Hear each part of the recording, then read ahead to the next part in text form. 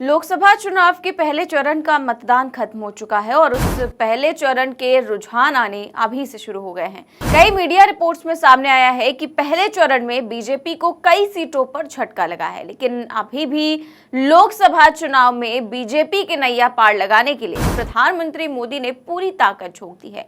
एक एक दिन में 3-3 रैलियां कर रहे हैं। इसी कड़ी में वो कल राजस्थान के बांसवाड़ा पहुंचे और वहां पूरी जोर आजमाइश हुई कि कैसे बीजेपी के लिए वोट हासिल किए जाए। लेकिन इसी दौरान उन्होंने भरे मन से इतना बड़ा झूठ बोल दिया कि पूरे सोशल मीडिया पर उनकी जबरदस्त तरीके से फजीहत हो गई। राहुल गांधी ने उनके झूठ की पोल खोल दी और पब्लिक ने भी धज्जियां उड़ाकर रख दी। तो पहले पीएम मोदी का बयान सुनिए, फिर उसकी पोल खोलते हैं। और पहले जब उनकी सरकार थी, उन्होंने कहा था कि देश की संपत्ति पर पहला अधिकार मुसलमानों का है। इसका मतलब ये संपत्ति इकट्ठी करके किसको बांटेंगे? जिनके ज्यादा बच्चे हैं उनको बांटेंगे। घुसपैठियों को बांटेंगे। क्या आपकी मेहनत की कमाई का पैसा घुसपैठियों को दिया जाएगा? आपको मंजूर है? ये कांग्रेस का मैनिफेस्टो कह रहा है कि वो माताओं बहनों का सोने का हिसाब करेंगे, उसकी जड़ती करेंगे, जानकारी लेंगे और फिर उस संपत्ति को बांट देंगे। और उनको बांटेंगे जिनको मनमोहन सिंह जी की सरकार ने कहा था कि संपत्ति पर पहला अधिकार मुसलमानों का है। भाइयों बहनों, ये अर्बन नक्सल की सोच, मेरी माताओं बहनों, ये आपका मंगलसूत्र भी बचने नहीं देंगे। यहां तक जाएंगे, मैं कहने आया हूं। तो राजस्थान के बांसवाड़ा में चुनावी रैली को संबोधित करते हुए पीएम मोदी कहते हैं कि पहले जब कांग्रेस की सरकार थी तब उन्होंने कहा था कि देश की संपत्ति पर पहला अधिकार मुसलमानों का है। इसका मतलब ये कि अगर कांग्रेस सत्ता में आई तो देश की संपत्ति उन लोगों को बांट देगी जिनके ज्यादा बच्चे हैं। आप सबसे पहले तो हमारे देश के प्रधानमंत्री की भाषा देखिए और किस तरह उनका लहजा आप देख रहे हैं कि पता नहीं ये हार की बौखलाहट है, पहले से ही अंदाजा हो गया है, क्या कुछ है ये तो वही जाने। लेकिन इन चुनावों में जिस तरह से वो बोल रहे हैं उसको मतलब हर एक स्तर जो है वो नीचे गिरता जा रहा है। खैर, कांग्रेस ने प्रधानमंत्री मोदी के इस भाषण की कड़ी आलोचना की है और कहा है कि प्रधानमंत्री मोदी नफरत के बीज बो रहे हैं। इसके अलावा उनके इस झूठ की पोल भी खुल गई है। राहुल गांधी ने इस पर ट्वीट करते हुए कहा कि पहले चरण के मतदान में निराशा हाथ लगने के बाद प्रधानमंत्री मोदी के झूठ का स्तर इतना गिर गया है कि घबरा कर वो अब जनता को मुद्दों से भटकाना चाहते हैं।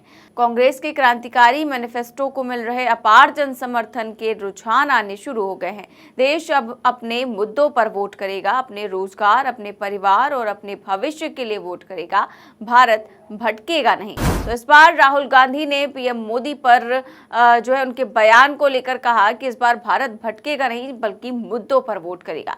तो वहीं यूथ कांग्रेस के अध्यक्ष श्रीनिवास बीवी ने प्रधानमंत्री मोदी के भाषण के अंश को साझा करते हुए लिखा कि ये देश का दुर्भाग्य है कि ये व्यक्ति इस देश का प्रधानमंत्री है और उससे भी बड़ी त्रासदी ये है कि भारत का चुनाव आयोग अब जिंदा नहीं रहा। उन्होंने लिखा कि हार की बौखलाहट के चलते खुलेआम भारत के प्रधानमंत्री नफरत का बीज बो रहे हैं। मनमोहन सिंह जी के 18 साल पुराने अधूरे बयान को मिसकोट करके गलत संदर्भ में इस्तेमाल कर रहे हैं, लेकिन चुनाव आयोग नतमस्तक है। इसके आगे उन्होंने फैक्ट चेक करते हुए लिखा कि पूर्व पीएम मनमोहन सिंह जी ने 2006 के अपने उस बयान में SC, ST, OBC, माइनॉरिटी, बच्चों और महिलाओं के बारे में कहा था, सिर्फ मुसलमानों के बारे में नहीं। लेकिन प्रधानमंत्री ने कुर्सी जाने के डर से आज वो सीमा लांघी जो कल्पना से भी परे है। मनमोहन सिंह जी की सरकार ने कहा था कि संपत्ति पर पहला अधिकार मुसलमानों का है।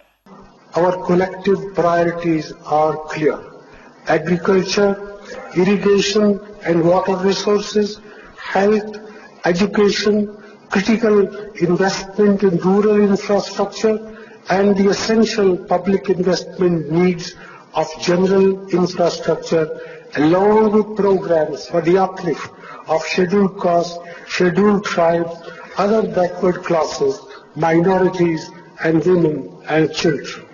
The component plans for scheduled castes and scheduled tribes will need to be revitalized. We will have to devise innovative plans to ensure that minorities, particularly the Muslim minority, are empowered to share equitably in the fruits of development. They must have the first claim on our resources. वहीं विनोद कापड़ी ने लिखा कि जब 400 पार हो ही रहा है तो इस स्तर तक जाने की क्या मजबूरी है, कम से कम प्रधानमंत्री पद का तो लिहाज कर लो। तो इस तरह से तमाम लोगों ने तमाम तरह के कमेंट करे हैं। तो वहीं कांग्रेस नेता पवन खेड़ा ने सोशल मीडिया पर एक बयान जारी कर मोदी जी के बयान की पोल भी खोल दी है। देश के प्रधानमंत्री ने आज फिर झूठ बोला। एक चुनाव जीतने के लिए आप झूठ पे झूठ परोसते चले जाओगे जनता को। चलिए, आपकी गारंटियां झूठी, आपके जुमले झूठे, आपके वादे झूठे। अब देश को हिंदू मुसलमान के नाम पर आप झूठ परोस कर बांट रहे हैं। कांग्रेस के मैनिफेस्टो में कहीं भी, मैं ये चुनौती करता हूं प्रधानमंत्री को, कहीं मुसलमान या हिंदू कोई इस तरह का शब्द हो तो हमें बताएं और ये चुनौती स्वीकार करें, नहीं तो झूठ बोलना बंद करें। कांग्रेस के मैनिफेस्टो में न्याय की बात की है। न्याय नौजवानों के साथ, न्याय महिलाओं के साथ, न्याय आदिवासियों के साथ, न्याय श्रमिकों के साथ। उसमें प्रधानमंत्री को आपत्ति है। आपत्ति हो भी क्यों ना, ये हमारा न्याय पत्र प्रधानमंत्री को आईना दिखाता है और उनके 10 साल के कृत्य दिखाता है। ये पूरे 10 साल इन्होंने हिंदू मुसलमान करके खत्म कर दिए और अब फिर से चुनाव में आए हैं हिंदू मुसलमान लेकर। शर्म आनी चाहिए प्रधानमंत्री को। झूठ बोलने में भी शर्म आनी चाहिए और इस तरह से देश को बांटने में भी शर्म आनी चाहिए। और मैं फिर से चुनौती देता हूं, हमारा मैनिफेस्टो, प्रधानमंत्री जी आपको धन्यवाद। आपके ये झूठ की वजह से लोग हमारा मैनिफेस्टो पढ़ रहे हैं और आपके झूठ को भी वो उसी में ढूंढ रहे हैं कि कहां लिखा हुआ है हिंदू, कहां लिखा हुआ है मुसलमान। इस तरह के शब्द हमारे मैनिफेस्टो में नहीं है। ये आपके इस हल्की मानसिकता में ये शब्द होते हैं। इस तरह के जो बंटवारे की बात होती है वो आपके दिमाग में होती है, आपके जहन में होती है। हमारे न मैनिफेस्टो में है, न हमारे संविधान में है, न हमारे दिमाग में है, न इस समाज में है। सिर्फ और सिर्फ आपकी हल्की मानसिकता में है और कहीं नहीं है। झूठ बोलना बंद करिए प्रधानमंत्री जी। अब 1.5 महीना बचा है, जाइए, रिटायर हो जाइए और बाइज्जत रिटायर हो जाइए। कम से कम झूठ आपको शोभा नहीं देता। इस कुर्सी पर आपसे पहले बहुत ही पढ़े लिखे महानुभाव बैठे हैं।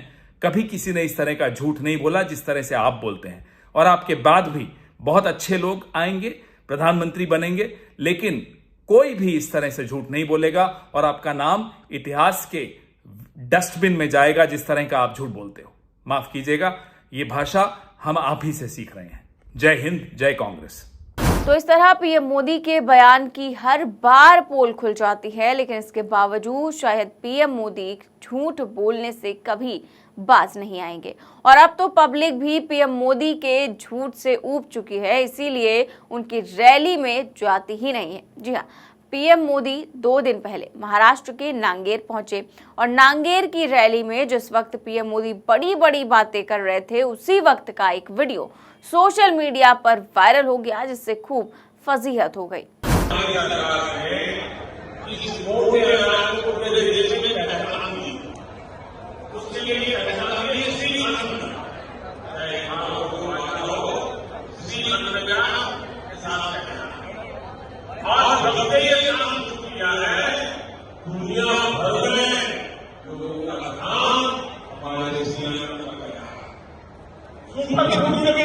तो वीडियो देखिए, आपको दिखाई देगा कि पीएम मोदी भाषण तो दे रहे हैं लेकिन कुर्सियां खाली हैं, सुनने के लिए लोग ही नहीं हैं और जो लोग हैं भी वो भी उठकर जा रहे हैं। सोशल मीडिया पर ये वीडियो पोस्ट करते हुए लिखा गया है कि नांदेड़ में आज संपन्न हुई मोदी जी की सभा, खाली कुर्सियां और जाते हुए लोग साफ दर्शाते हैं कि लोग मोदी जी के जुमलों से ऊब चुके हैं। तो जनता भी साफ तौर पर नकार रही है और लोग भी हैं उठकर जा रहे हैं, लेकिन इसके बावजूद पीएम मोदी रैली में बड़े बड़े दावे करते हैं। लेकिन इन सब के बावजूद प्रधानमंत्री की सभाओं में लोगों का नहीं आना ये बताता है कि आप जितनी भी बड़ी बड़ी बातें कर लें, जितनी बड़ी बड़ी डींगे हाँक लें, लेकिन जनता अब सच्चाई जान चुकी है, सारा खेल समझ चुकी है। कई इंटरनल रिपोर्ट्स में बीजेपी को झटका लगता दिख रहा है, भारी नुकसान होता दिख रहा है और पहले चरण में तो लोग वोट देने के लिए ही नहीं निकले, चाहे यूपी हो, बिहार हो या राजस्थान हो। तो शायद जनता भी अब झूठ सुन सुनकर बोर हो चुकी है, इसीलिए अब रैलियों में जाना भी नहीं चाहती। फिलहाल आपकी इस खबर पर क्या राय है और प्रधानमंत्री मोदी ने जिस तरह से मनमोहन सिंह के बयान को तोड़ मरोड़ कर पेश किया है, उस पर आप क्या सोचते हैं, हमें कमेंट बॉक्स में जरूर बताएं। चैनल को सब्सक्राइब भी करें और ज्वाइन भी। नमस्कार।